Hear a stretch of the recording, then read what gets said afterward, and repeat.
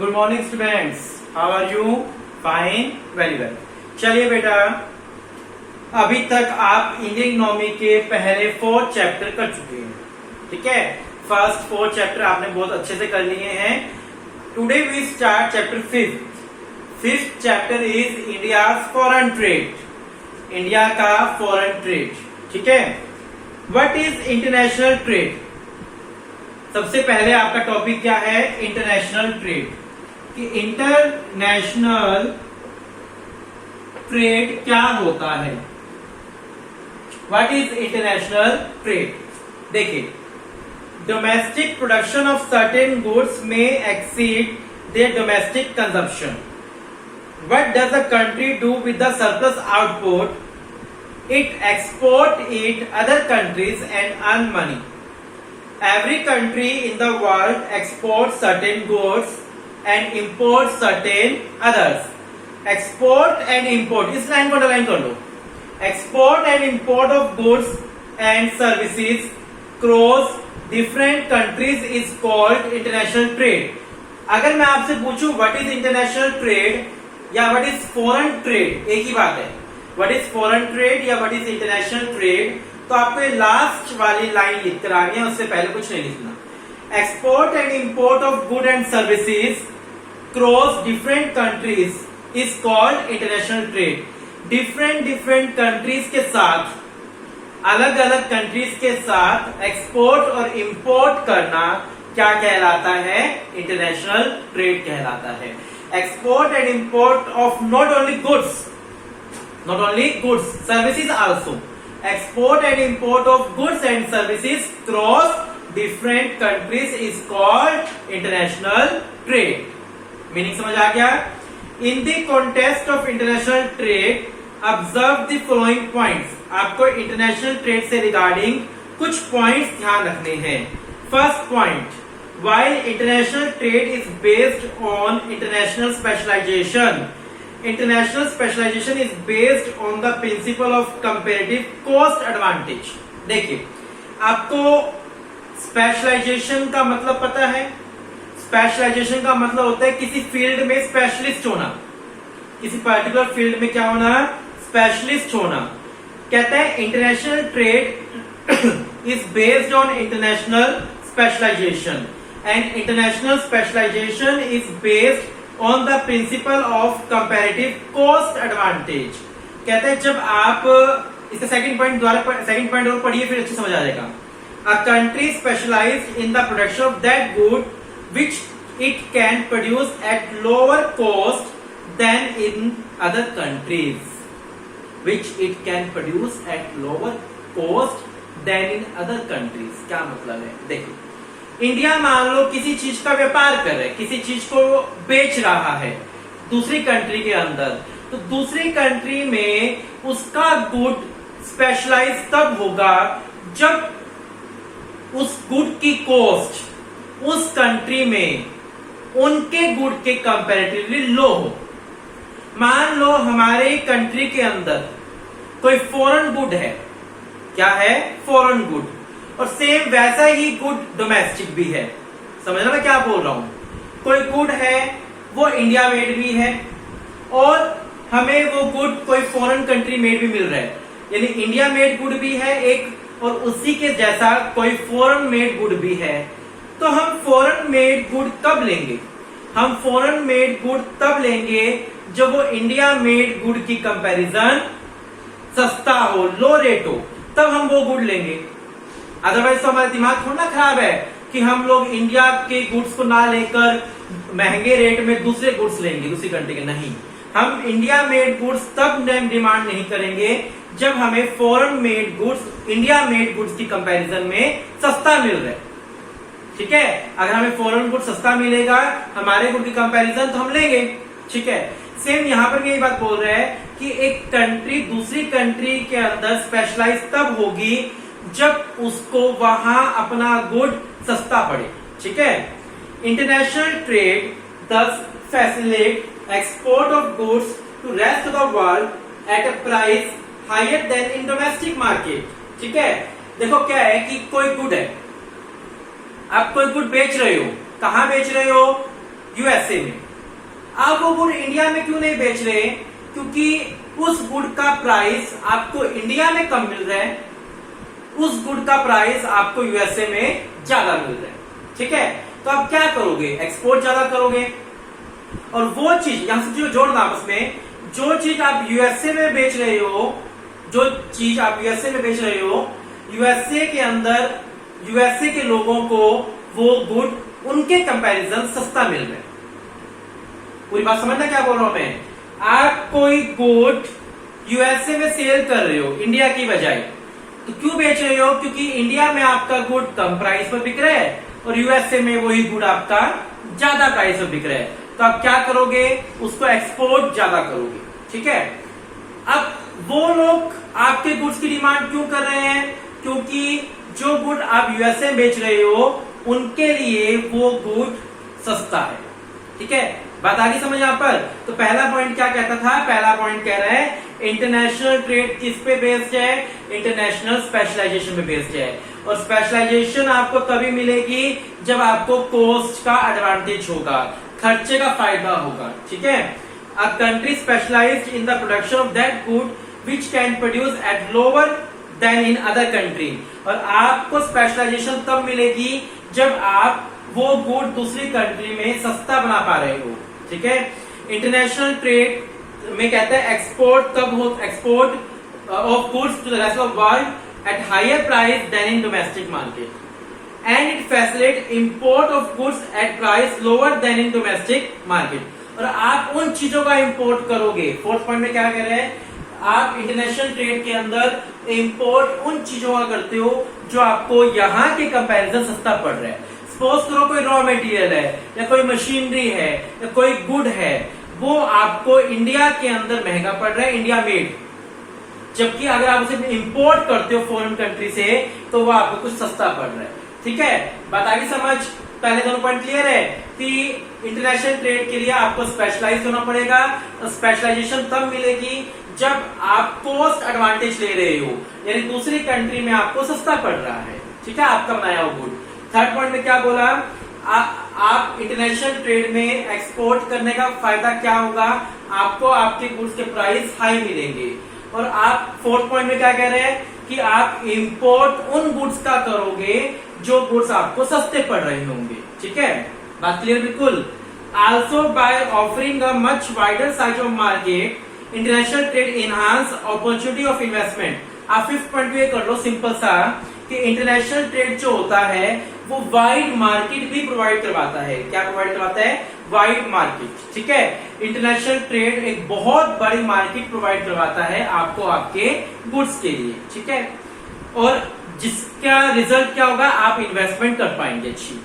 Higher investment lead to higher GDP growth, thus it can be said that international trade serve as an engine of growth। जितना ज्यादा हमारे देश का international trade होगा उतनी ही हमारे देश की ग्रोथ भी होगी।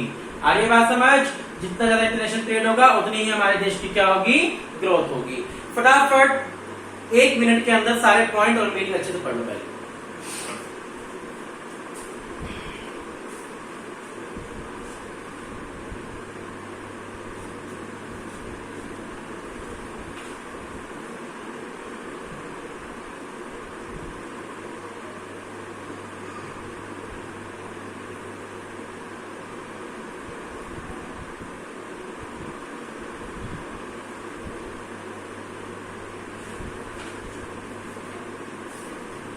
चलिए बेटा, इसके बाद नीचे आपको ग्रीन बॉक्स में कुछ पॉइंट दिए, यही है पॉइंट सारे शॉर्ट फॉर्म में दिए, यही पढ़ लेना अच्छे से।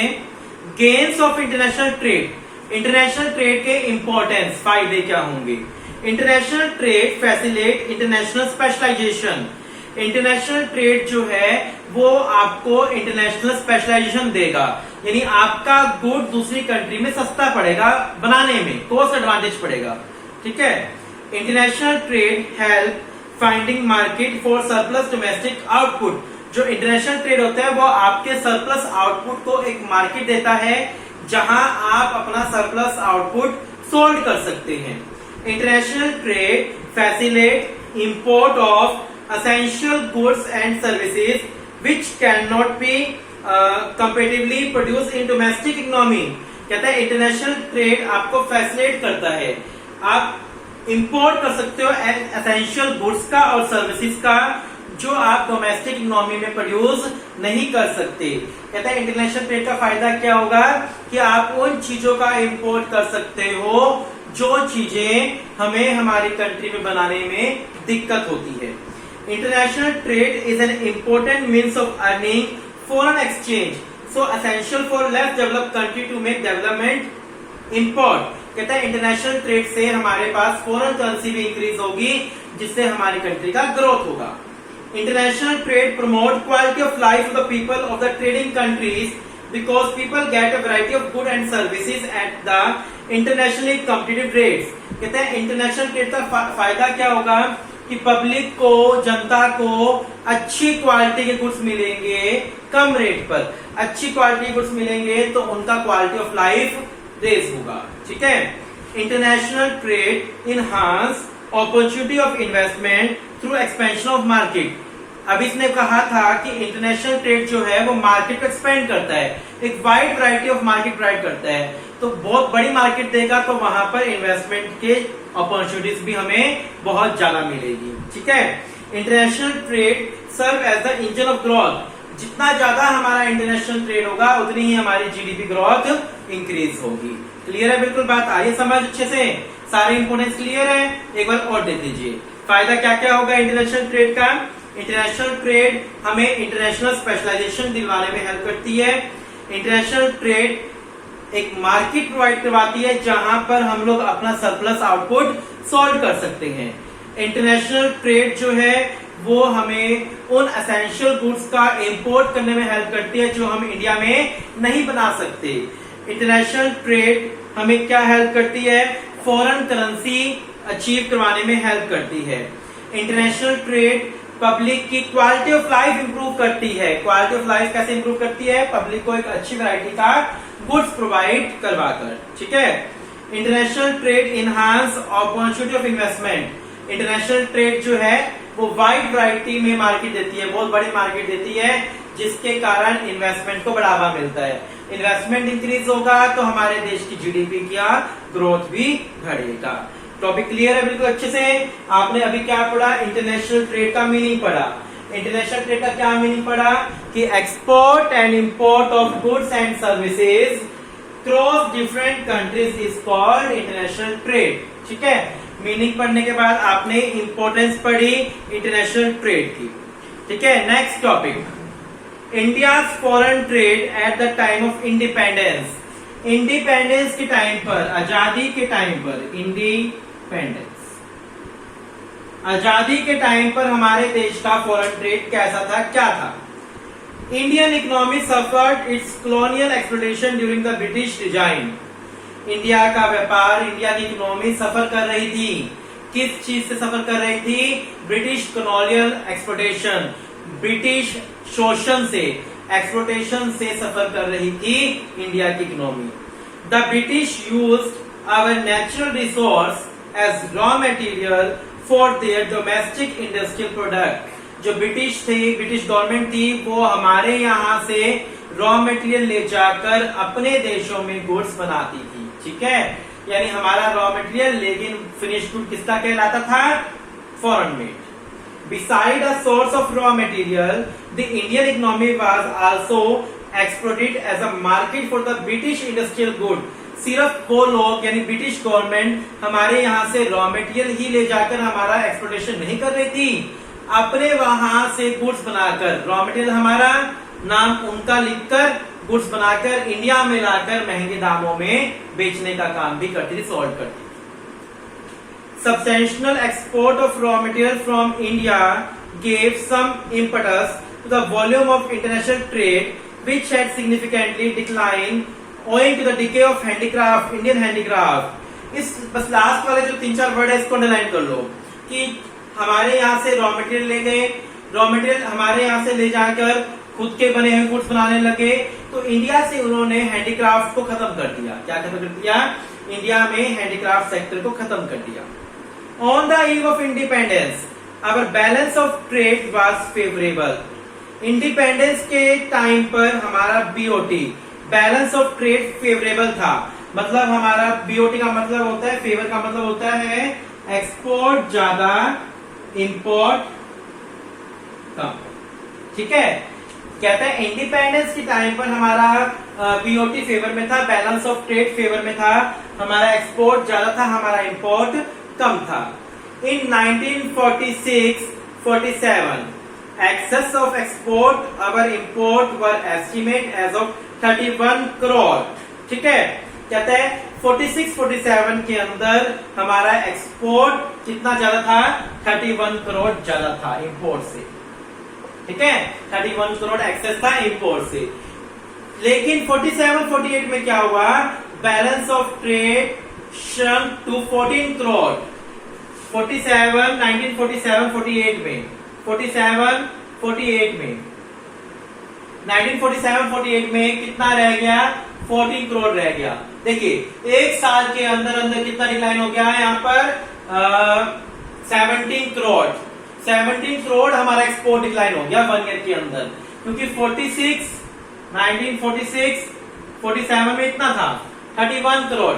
1946-47 31 करोड़ था हमारा एक्सपोर्ट, जो कि 47-48 में कितना रह गया, 14 करोड़ रह गया। कितना रह गया, shrunk to 14 crore. As regard direction of trade, it was largely confined, restricted to Britain, simply because the British rulers exploited the Indian economy as a source of raw material and as a market for their export। बात कोई बोल रहा है कि घुमा फिरा के, the composition of trade indicated backwardness of the economy as our export included largely of raw material, while our import include largely of finished good। इसको समझना ध्यान से, क्या बोल रहे हैं यहाँ पर, ये कह रहा है यहाँ पर कि इंडिपेंडेंस के टाइम पर जो एक्सपोर्ट की वॉल्यूम ज्यादा दिखा रहे हैं ना, वो एक्सपोर्ट क्या था, हमारा रॉ मटेरियल था। जो एक्सपोर्ट भी दिखा रहा है इतना एक्सेस, तो ये एक्सपोर्ट हमारा रॉ मटेरियल था। और हमारे इंपोर्ट में क्या था, फिनिश गुड। हमारे एक्सपोर्ट में रॉ मटेरियल और हमारे इंपोर्ट के अंदर फिनिश गुड, जो कहीं ना कहीं इंडियन इकोनॉमी के लिए बहुत ही बैकवर्डनेस सिचुएशन थी, इन एक्सपोर्ट जो एक्सेस दिख रहा है वो क्या दिख रहा है कि रॉ मटेरियल का एक्सपोर्ट था, जिसके कारण हमारा एक्सपोर्ट एक्सेस था। एक्चुअल में तो वो हमारी इंडिया की इकोनॉमी के लिए बैकवर्डनेस था। सो आपको बात समझ आ रही है क्लियर कि इंडियन इकोनॉमी का क्या सिचुएशन थी, फॉरेन ट्रेड की क्या सिचुएशन थी जब हमारी कंट्री इंडिपेंडेंट हुई। क्लियर, ठीक है, अच्छे से क्लियर हो गया। आज आपको इतना ही पढ़ना है, कल बाकी का टॉपिक हम लोग कल करें। Thank you, have a nice day.